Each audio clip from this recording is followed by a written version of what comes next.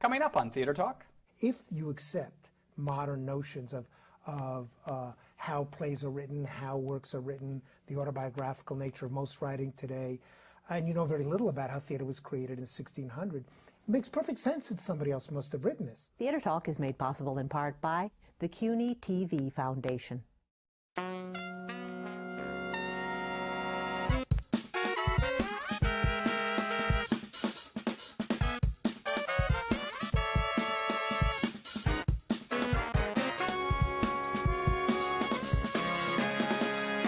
From New York City, this is Theater Talk. I'm Michael Riedel of the New York Post. And I'm the show's producer, Susan Haskins. There's a debate been raging for many, many years about who really wrote Shakespeare.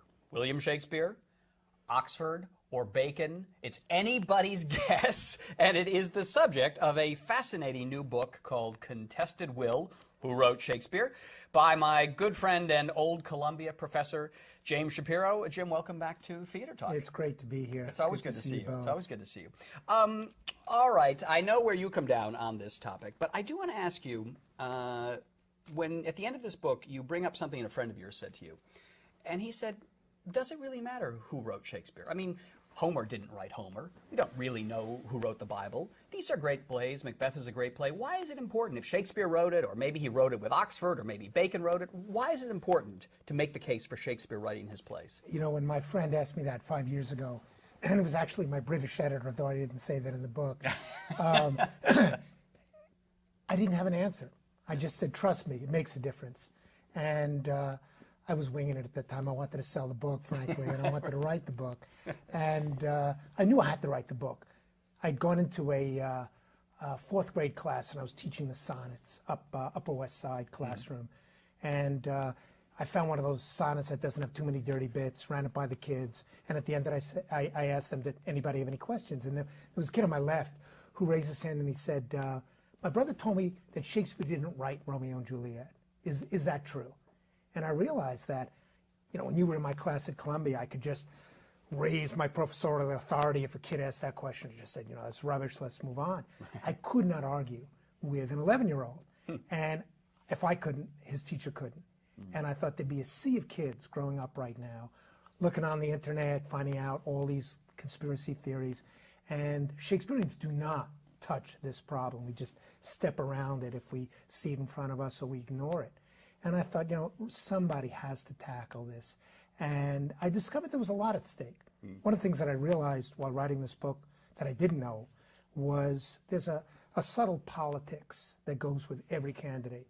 You buy Oxford, you buy into a right-wing reactionary theory. You buy into Francis Bacon, it's more left-wing revolutionary. So each one has a subtle politics that I think has nothing to do with Shakespeare's plays. Well, what's interesting, though, is that you show in this book a parade of eccentric but very interesting people, and you sort of give a sense of their character, who they are, by which side of the debate that they come down on. Can you give us an example of the woman, for example, who believes that Francis Bacon wrote Shakespeare, and why she believed that, and why she pushed so hard for that? Delia Bacon is the great-grandmother of the whole business, until she wrote a book in 1857 arguing that Shakespeare wasn't Shakespeare. No one had written a book saying that. And in the century and a half that's followed, there are literally thousands of articles and books now, and scores of candidates. Probably as we're speaking, another 2 or 3 are being hatched. So she was born in a log cabin in 1811. In Ohio, which was frontier country, daughter of a minister, family of ministers, and she was one of the most extraordinary women of her age. She was a lecturer. She was a playwright. Yeah. She beat Edgar Allan Poe in a short story writing contest. And she could have had a terrific career as a lecturer and a scholar. She had a terrible crash and burn relationship that meant she could never marry again. And it was public, it was disgraceful for her. Nowadays it would be really nothing. But she felt she had to do something compensatory. And great. And she decided to prove that Sir Francis Bacon, the great legal mind of the early 17th century and philosopher, had written the plays attributed to Shakespeare. She couldn't believe that there'd be two great minds in the same place at the same time, and she thought they had to be one. And she was so convinced, she went to England and took a shovel and a crowbar and snuck into Shakespeare's church and was going to pry open No, they really, the people did tombstone. this because they thought maybe we'll find the secret text with Francis Bacon's name on it buried in the vaults. They're still doing it today. They're digging up Rutland's grave. And, you know, the obsessive, the lives devoted to this. Delia Bacon's whole life was devoted to That's this theory. it. And after her, the people who became obsessed with secret codes, so that if you read the plays backwards, it's kind of like Paul is dead, whatever Beatles song. Yeah. You know, this puts that to shame. And people are convinced that they've discovered the true author by finding every 3,000th word minus 200 plus 50. It spells out Oxford. Someone had constructed the Tempest. But is not the reason that there is this vast room for this debate because people like Delia Bacon, people like Sigmund Freud to some extent, although we'll get into this in a minute, had his theory about Hamlet and he needed to keep that theory going.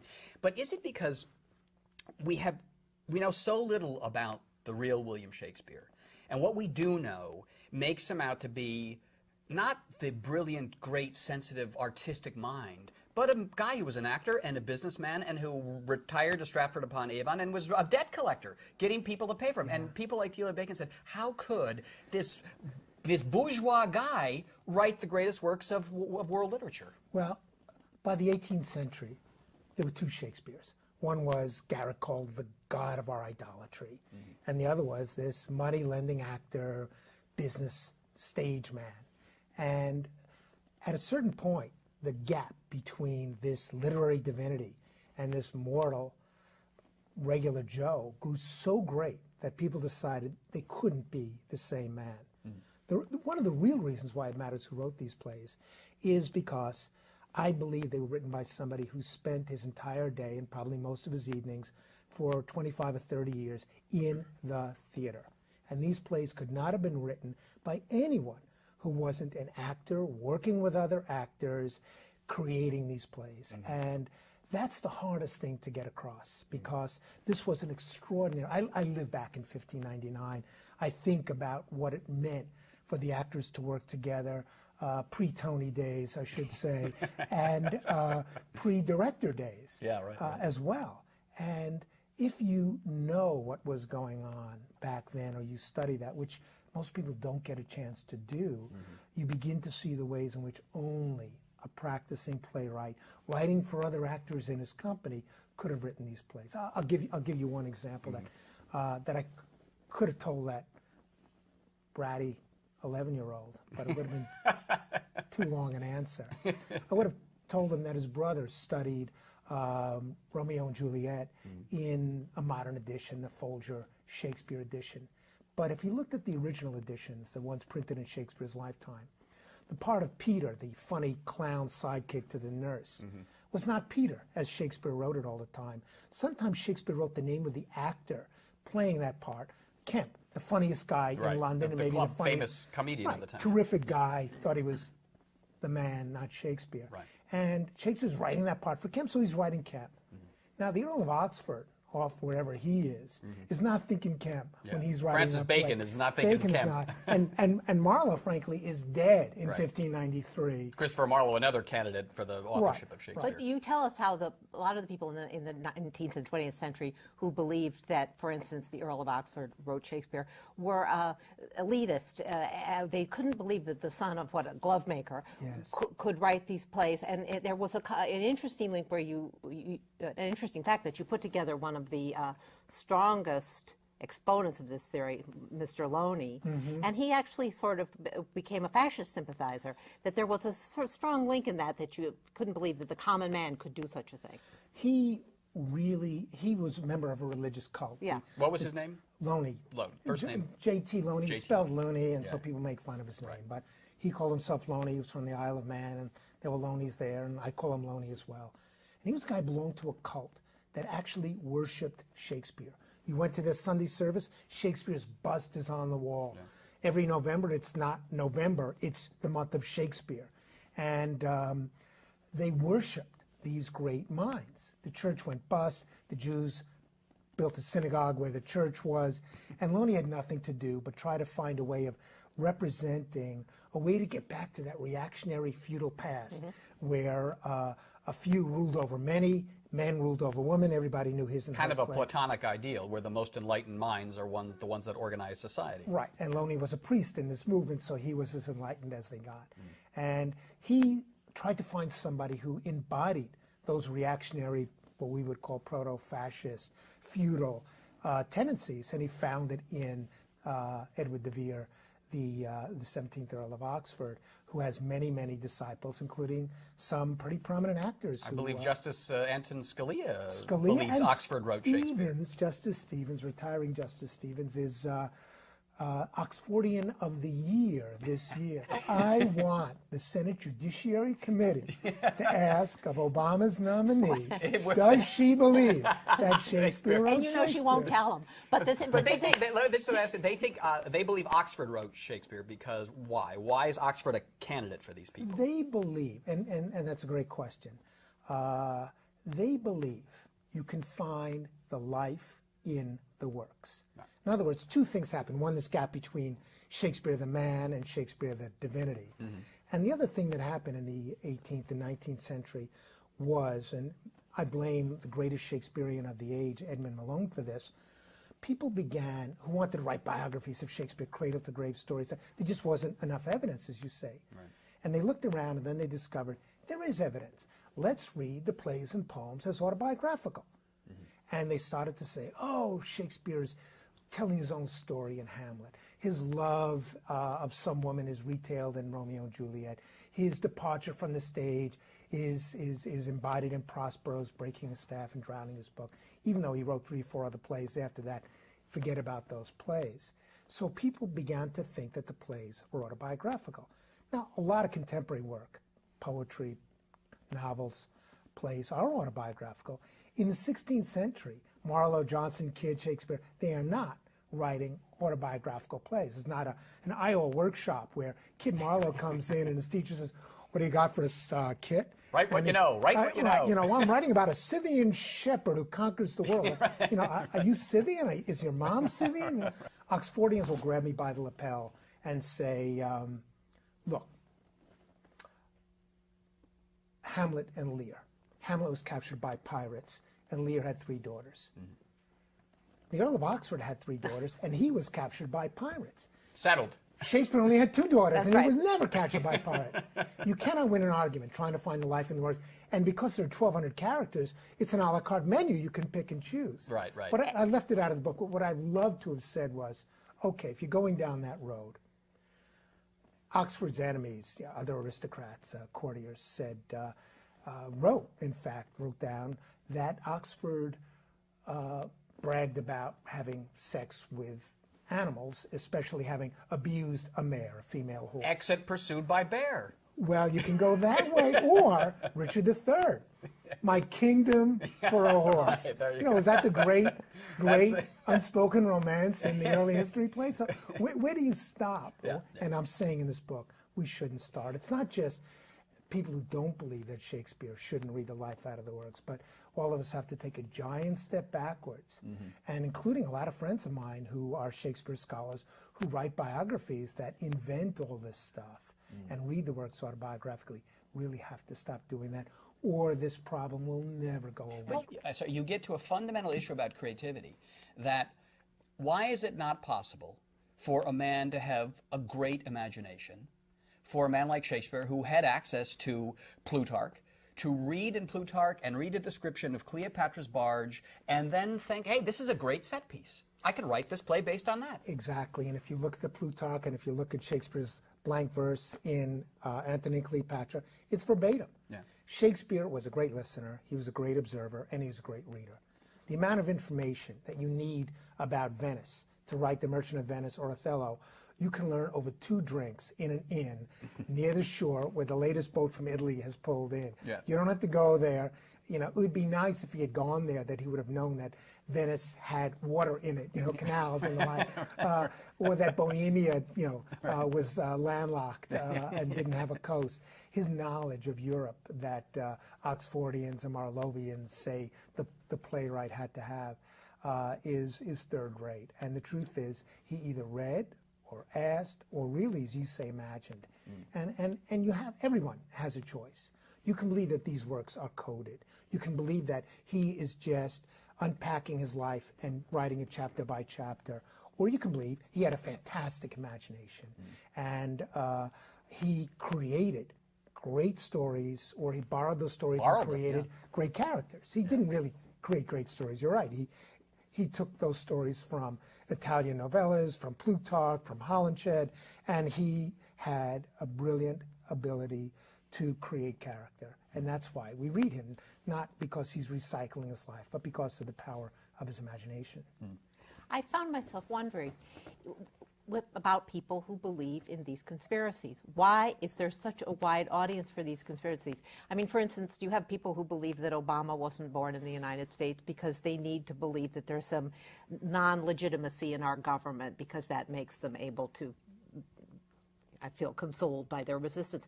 Why do so many people buy books and read books that Shakespeare isn't Shakespeare and want to believe that Shakespeare isn't Shakespeare? Well, I think the example you gave, the Obama story, or who killed Kennedy, or the percentage of people who think we didn't land on the moon, it's the flag is not waving as it would, and all those weird theories, is part of an anti-authority streak, an anti-intellectual streak that we have and have had in this country and around the world for the last 30, 40 years. And there is also the internet, which is the great breeding ground or swamp of conspiracy theories where like-minded people are going to convince each other of the rightness that Obama's, born in Kenya, that is a forged document. No document can ever pass the kosher test for those people who don't believe it. Who don't believe it, whatever it is, Shakespeare's documents or Obama's documents. But why do they want to believe this? I mean, why do they need to believe that Shakespeare wasn't Shakespeare? There's that it's, as you say, there are new ones coming out every week, new conspiracies about Shakespeare. Why? I can't give you a global explanation. And a lot of people, if there's a fault in this book, I don't try to diagnose those, because any theory that encompasses Helen Keller, Henry James, Mark Twain, Sigmund Freud, Justice Scalia, Sigmund Freud, don't believe Shakespeare wrote all Sir these Derek people. Jacobi, Mark Rylance. This is an unusual group of people, and each one of these men and women have a different set of issues. I would say, if I were going to cast one net and try to capture all of them, I would say that they have an anachronistic sense of what theater life was like in 1600. And they're looking through modern eyes. And if you accept modern notions of how plays are written, how works are written, the autobiographical nature of most writing today, and you know very little about how theater was created in 1600, it makes perfect sense that somebody else must have written this. So what all these individuals have in common is a very shaky or shoddy notion of how these plays were created, and even about what's supposed to survive from Elizabethan documents. I'm often asked, how come Shakespeare didn't leave or list his books in his will? Yeah, everyone says there's no library, so how could he have read Plutarch? He had no library. Nobody listed their books in the will, and in fact, Shakespeare left an inventory to his will, which might have included his books, and his son-in-law took to London to have approved, and it got lost. If it ever turns up, we might have some kind of answer. I win, I lose. You can't win in this game because somebody will say it's a forgery or Shapiro invented it and the like. And look, I can admit on the air, I didn't write this book. I didn't write A Year in the Life of Shakespeare. Michael wrote it. I'm the front. He has to cover his job at the Post, and he hiding my great intellectual prowess. Shapiro is a kind of joke about Shakespeare. It's easy. It never ends. This game. It never ends. Let me ask you, ends. what do we know about Shakespeare? What do we know about the man, the real man Shakespeare? Because there is evidence. Sure. I'll tell you what I was looking at earlier today. Yeah. I was looking at a fascinating account, a rebel's account. Somebody had to bookkeep, and somebody had to find out who's paying the actors when they came to court to play in 1604, 1605. King James comes to the throne. Shakespeare and his company are delighted because they're now the king's men. They have the top patron in the country. They're getting invited to the court all the time, which is great because there's plague that shut the Globe, and they're not making a lot of money at the Globe anymore. So they're making money playing for the king. And somebody is keeping a record of what plays they played in November and December and January and February 1604, 1605. These are the plays Shakespeare's writing with the new king in town. Othello, Measure for Measure. And then they work in the old repertory, the great, like the Tonys, you bring back the great revivals, Henry V, Comedy of Errors, but it says in the far column, who the poets were that made these plays, and it says Shakespeare. So there you have it, the date, the occasion, the name of the writer, the plays that were played, and King James wanted to see The Merchant of Venice twice. So that must have been a hit. Or he was out hunting one day, he missed it, heard it was good, and asked for a command performance the next day. We know stuff about Shakespeare. It's concrete. It tells us nothing about his inner life. When people say, what was Shakespeare like? They want to know, did he beat his wife? Did he love his kids? Or was he gay? Was he a gay, closet case? straight? All that. Did he like horses like Oxford Joe? What was it? Who knows and who cares is my feeling. We'll never know. We'll never know, You sit across from me, I sit across from you. Who knows what evil lurks in the heart of any of us? But the reason we read Shakespeare is because it's not a key to his inner life. It's ultimately a key to our inner lives and our personal response to these great works of art. And he was able, better than any writer that I've ever read, every playwright certainly, to make everyone feel that he's speaking to them. That everyone who reads Romeo and Juliet feels those lines were written for him or for her. Over 400 years, everyone has felt that way in across the globe, across cultures. And that is a gift given to very, very few great writers. So that's his gift. As you say, it's not important that we find his life in these works. It's that we read the sonnets and find our experience mirrored there.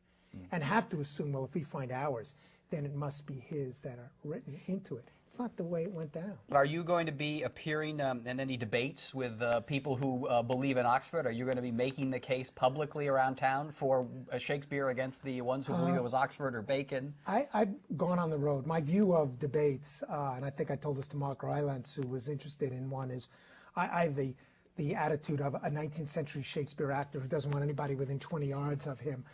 You can't really have a debate. There's no such thing as debating when people are speaking at cross purposes. There are blogs that engage my book that are anti-Stratfordian. All they can do is make fun of it. They can't engage the argument. Sometime in the next year or so, a movie's going to come out by Roland Emmerich called Anonymous that's going to make the claim that Oxford was the son and lover of Queen Elizabeth and went on to write the plays. That's the end. In the great game of rock, paper, scissors, movie beats book into a pulp. You're going to lose. Well, not only are we going to lose, but every teacher of Shakespeare across the land is going to have kids coming to class and say, Miss Jones, it wasn't Shakespeare who did it. Queen Elizabeth wasn't a virgin queen. And it's going to be a beautiful movie. But it's going to be wrong-headed. The only solution is to sell this book to the movies, and somebody makes the case for Shakespeare. I hope. Contested will, based on a book by James Shapiro. And I just hope that what will really happen is people will go to see these plays and ignore that nonsense. Is it going to happen? No. But there's a lot of great Shakespeare going on in Broadway, around this country. And we've got Al Pacino in the park. And Pacino is a terrific Shylock. I hope it goes to Broadway. There's a lot of great Shakespeare from Ashland to London going on right now. It's really a renaissance of Shakespeare, and I think that's what matters. These are debates. This trench warfare is going to go on for a long time. I'm happy to get into the mud wrestling about this. Will my book put an end to it? No, but it's going to make people like Justice Scalia or Stevens pause before they say dumb things. Well, this is a book about why smart people say dumb things. Anton, if you want to come on Theater Talk and debate with Jim Shapiro, you're welcome anytime. It's a fascinating book, Contested Will, Who Wrote Shakespeare, by James Shapiro, who also wrote a wonderful book we also love, $15.99 A Year in the Life of Shakespeare, which is still in print and still very popular. Yes. You're sort of the go-to guy for all of the great actors who do Shakespeare. They consult your books, and do you get to meet them all? It's a lot of fun, is all I can tell you. There's a lot of great talent out there doing Shakespeare right now. Well, we'll have you, if Merchant of Venice moves to Broadway, we'll have you on to talk about Ficino. I would love to. Can 1599 become a movie? I think in 2012 it'll be a telepic. There's no sex in it, so it can't be a big-time movie. Well, they'll put it in. They'll put it in. Leave the horse out. Yeah, right. Jim Shapiro, thanks a lot. Contested Will, out by Simon & Schuster. Fascinating book. Thanks for being our guest tonight. Good It's to a see you as pleasure. always. Great to see you both. Thank you. I am a Jew. Hath not a Jew eyes? Hath not a Jew hands?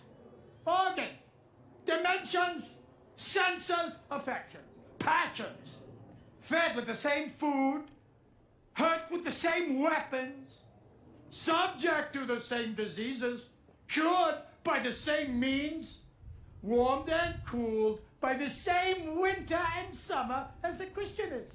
If you prick us, do we not bleed? If you tickle us, do we not laugh? If you poison us, do we not die? And if you wrong us, shall we not revenge? If we are like you in the rest, we will resemble you in that. Our thanks to the Friends of Theater Talk for their significant contribution to this production. Theater Talk is made possible in part by the Frederick Lowe Foundation, the Eleanor Naylor Dana Charitable Trust, the Alan S. Gordon Foundation, the Corey and Bob Donnelly Charitable Fund, Carrie J. Fries, the Dorothy Strelson Foundation, the New York City Department of Cultural Affairs, and the New York State Council on the Arts, a state agency.